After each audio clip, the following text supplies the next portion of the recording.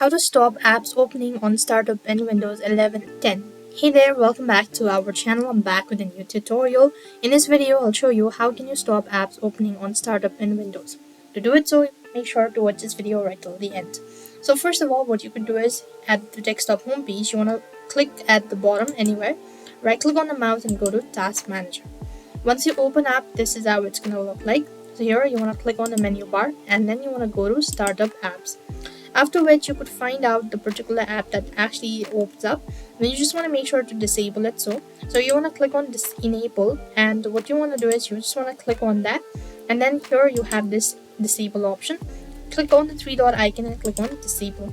Once you do it, so do the same thing for other application that runs in the background or that it actually opens up, that you want to stop apps from opening.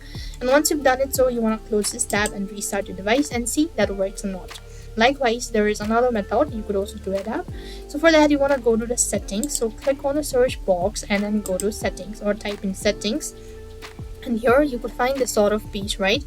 So what's next you want to do is you want to go ahead and then click on apps. After you go to apps, you want to click on install app. Now this actually depends on the particular app. Not many applications will have this following option.